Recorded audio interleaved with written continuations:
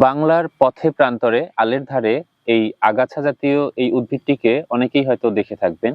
এর নাম হচ্ছে মহাতিতিঙ্গা বা বনগাদা।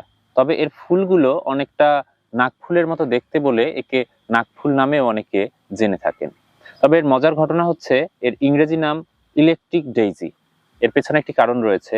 এর একটি ফুলকে তুলে কেউ যদি একটু চিবিয়ে থাকেন, এই চিবানোর ৫-৭ সেকেন্ডের মধ্যে সেই স্থানটিতে একটি অন্যরকম অনুভূতি হবে, যা মূলত ইলেকট্রিক শক খেলে মানুষের যেরকম অনুভূতি হয় সেরকম হবে। সেই জায়গা থেকে এর নামটি হচ্ছে ইলেকট্রিক ডেইজি। তবে এর পেছনের কারণটি হচ্ছে এর যে নির্যাস রয়েছে সেটি মূলত প্রাকৃতিক চেতনানাশক হিসেবে কাজ করে। অর্থাৎ আমরা যে অংশে, মুখের ভিতরে যে অংশে লাগবে সেই অংশটি কিন্তু মূলত বলতে গেলে কিছুটা প্যারালাইজড কিংবা অবশের মতো অবস্থা তৈরি হয়, যে সেই অনুভূতিটাই হচ্ছে আমাদের একটু ইলেকট্রিক শকের মতো অনুভূতি দিয়ে থাকে।